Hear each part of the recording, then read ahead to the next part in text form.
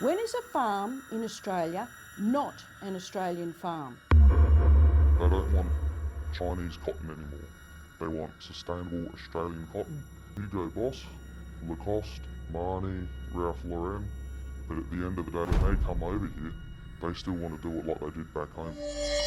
Recently, Gundaline Station in New South Wales was bought by a Chinese-owned company. This is what Aussie workers on the farm say happened next. When you're working out on these remote properties, you're out a long way from town. You might only go in once every week or every 2 weeks. The farm in total size is 16,000 hectares. We were told by the management company that it would be new owners, absentee owners, that wouldn't be there very often. They'd come for a visit, but that it would just be business as usual. But that wasn't true. And workers say the unlawful expectations of the new Chinese owners were immediately enforced by Australian consultants, Customised Farm Management or CFM. The management company CFM started to do some dodgy practices to facilitate the new owners. That's when they went ugly. My first red flag was the new owners came up to me and they wanted me to teach their foreign workers how to drive machinery and operate very large, very complicated machinery, and with very, very limited English. No safety tickets, hardly even a driver's license. An Australian one.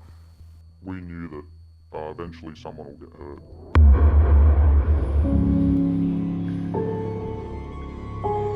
It didn't take long before untrained foreign workers were risking their lives and the lives of others.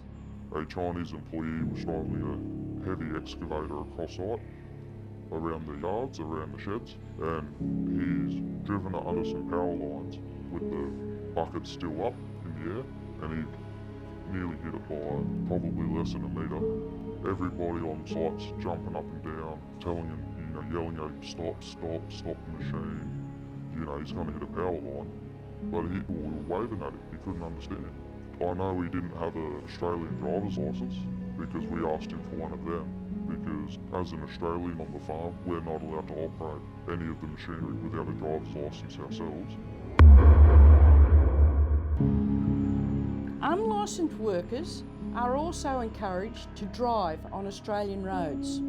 They would be supplied with a work vehicle and told, you can take this into town to do your groceries. They would put a trailer behind it and say, go pick up this from Bunnings or from the ag supply shop. There was numerous times where they would pull into the yard. I'd see an unsecured load on the back with no straps on it, or the safety chains not hooked up, or even the power lights for the trailers not plugged in, because they just didn't have any idea. When Aussie workers spoke up about safety, they say they were bullied or sacked. When the owners heard that we were refusing to teach them, they turned around to their workers and said, go out after hours, jump in machinery and teach yourself. And when we brought it to CFM's attention, they said, well, it's the owner's machines, they own it, it's their land, they can do what they want. Oh, it's scary. It's scary. Being out on a farm is dangerous. The machinery is dangerous. It has one of the highest injury rates and death rates of any industry. You think, well, what am I going to see? What will I be witness to? Will I go out in the morning and find a worker has jumped on a piece of machinery at night and rolled it into a channel and you find them dead?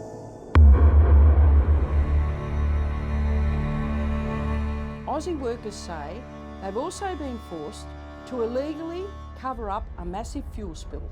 So there was a large diesel container that feeds a local lift pump that lifts water between channels. It had a bit over 10,000 litres in it at the time, and one of the valves on the bottom had rusted out and had started leaking. We informed the management company of it happening.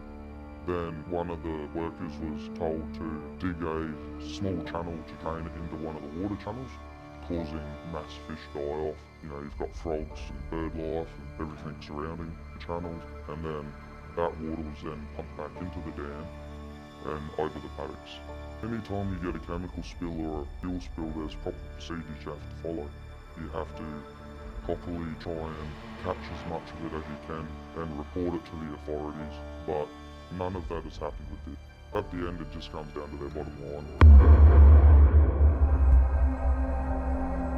And the environmental threats don't stop there. Aussie workers say Australia's entire biosecurity is also under threat at Gundaline. The new owners brought these containers in with farming equipment straight out of China because it was a cheaper product. In the containers there were sticks, leaves, grass, insects. So we've documented it, and there were some reports made to Biosecurity. They then followed the next container load out. The second that we opened it, they rolled in off the highway. You had 2 Asian fruit fly species, 2 spiders that we didn't have here in Australia. We didn't hear much else from it after that, but then when a third container was brought in, it was brought in at night and they made backpackers unload it. No Australians were unloading that container because, well, obviously we had seen what we had seen in the previous containers and reported it. So what about the police and the regulators like Safe Work New South Wales?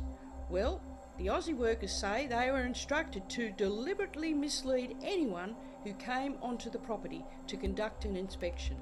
You were told that, okay, leave a few obvious things for them to see, a few small things that we can easily fix ourselves. That way they don't dig too deep and find the larger problems.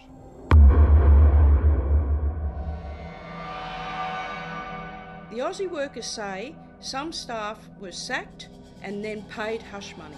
There was key workers that they no longer wanted on site because they would call it troublesome. They would say diligent about their work, on top of safety and knowing what's lawful and what's not.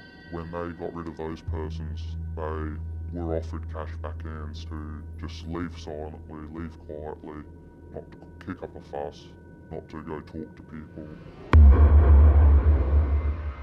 And the Aussie workers who kept their jobs say they continued to be threatened by the Chinese owners and the Australian farm management consultants. They gathered together all the remaining staff, took us into the office for a meeting. They ran down the ex-staff saying, that they are their dogs. All they want to do is cause trouble. They even went to the extent of saying, if we believe that you have been talking to them, we will confiscate your personal electric devices, your phones, computers, laptops, etc. Or it'll be up to you to prove innocence otherwise you'll be instantly terminated. I knew it wasn't legal. I knew it wasn't legal in Australia. And it's not just Gundaline. The same abuses of Australian laws and regulations are happening more and more as Aussie farms continue to be bought up by foreign powers. They don't want to follow standards, they just want to get in, make as much money as they can. They'll turn a blind eye to almost anything. The Chinese stand over the Australian government, don't they? They are a bully nation. Enough is enough. We must listen to Aussie workers like these before it's too late. If we don't protect rural Australia, we will lose our way of life forever. I'm speaking out because one day my kids might be growing up in this region. What do I want it to be like for them? Having our resources owned by foreign companies, we are losing a lot of power as a country